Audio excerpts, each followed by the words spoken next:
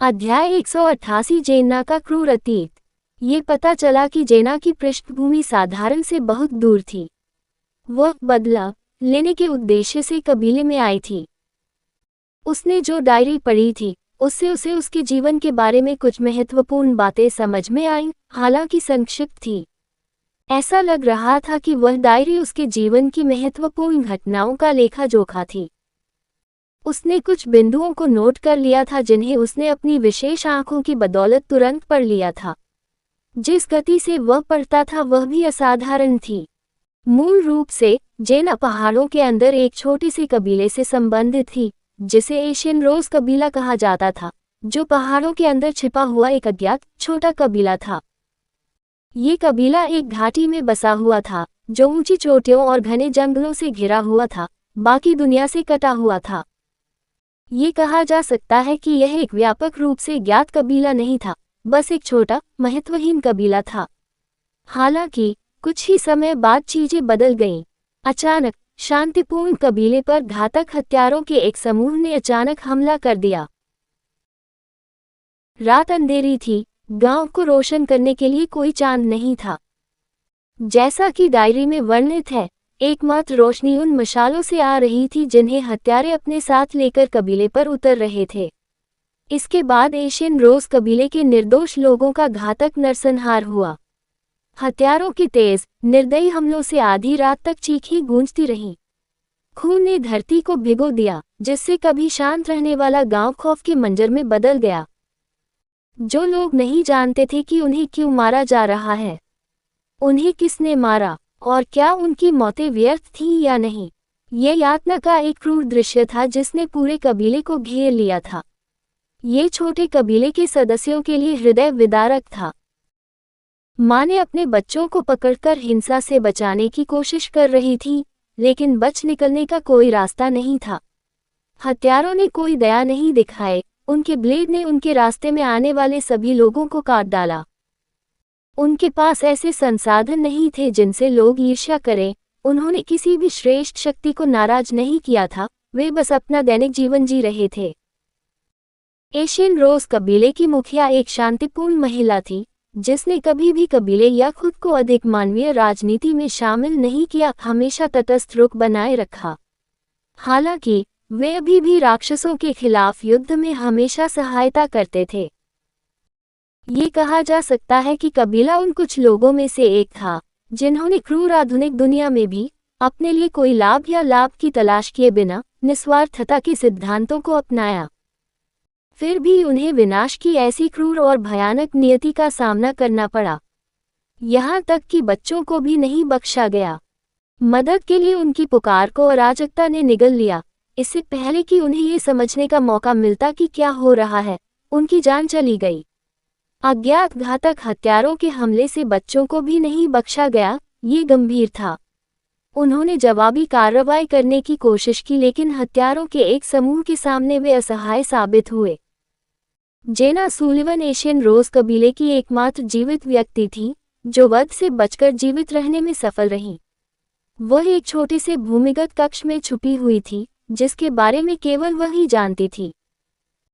जैसे ही उसने उपरोक्त नरसंहार को सुना, उसके कानों तक पहुंचने वाली हर चीख से उसका दिल कठोर हो गया। ओलिवर के लिए अज्ञात कारणों से वह किसी तरह वध के उस दिन से बचने में कामयाब रही जहां उसके सभी कबीले के लोगों को बेरहमी से मार दिया गया था। उसकी डायरी में ये भी नहीं बताया गया कि वह उस दिन विपत्ति से बचने में क्यों सफल रही, लेकिन एक बात स्पष्ट थी, उसने उस दिन कसम खाई थी कि जब तक वह अपने लोगों का बदला नहीं ले लेती, तब तक वह शांति से नहीं रहेगी, जब तक कि वह इस सब के लिए जिम्मेदार व्यक्ति, इस सब के स्रोत का पता नहीं लगा लेती।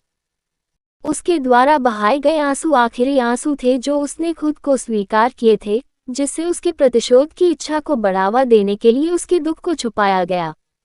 ओलिवर को नहीं पता था कि वह अब वहां कैसे पहुंची, लेकिन एक बात बिल्कुल स्पष्ट थी, यहाँ उसका उद्देश्य बदला लेना था।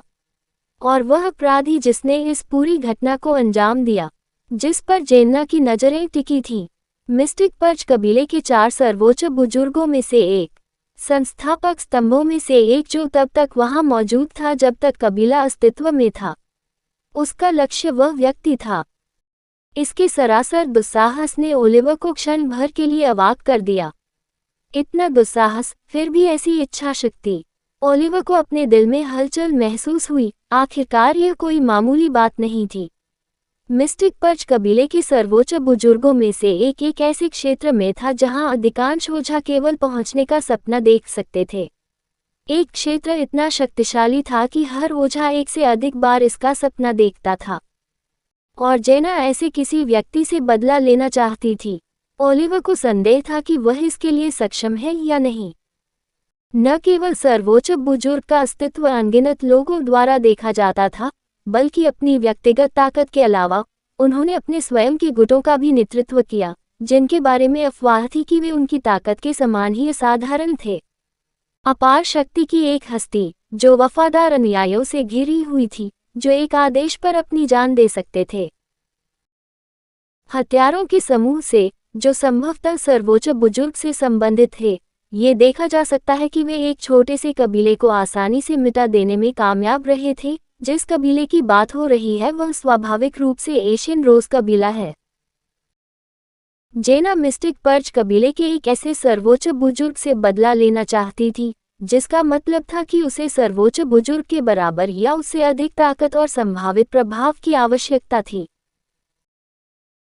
उसे उसके प्रभाव पर संदेह नहीं था, ये देखते हुए कि वह उसे ब्लैक कोडेक्स फेडरेशन में कैसे भर्ती करने में सक्षम थी। यह इस बात का पर्याप्त प्रमाण था कि वह संगठन में एक उच्च पद पर थी। हालांकि वह आश्चर्यचकित हुए बिना नहीं रह सका कि क्या यह पर्याप्त था। अंत में जो सबसे ज्यादा मायने रखता था वह व्यक्तिगत ताकत थी। उसे उसके मामलों की परवाह नहीं थी। जहां तक उसके वंश के विरुद्ध बढ़ती साजिश की चिंता की बात है, यदि मिस्टिक पर्च कबीला इतना कमजोर होता कि किसी के प्रतिशोध से डरता या धमकाता, तो इसका अस्तित्व बहुत पहले ही समाप्त हो गया होता। मिस्टिक पर्च कबीले के अनगिनत दुश्मन थे, मानव और दानव दोनों। वे इतने कमजोर नहीं थे कि हिल सकें। फिर भी जेना के संकल्प में कुछ ऐसा था जिसने उसे रुकने पर मजबूर कर दिया। एक महिला जो इस तरह के आतंक से बच गई थी, जिसने खुद को शून्य से बनाया था, उसे कम नहीं आंका जाना चाहिए। कहानी खत्म। अलविदा।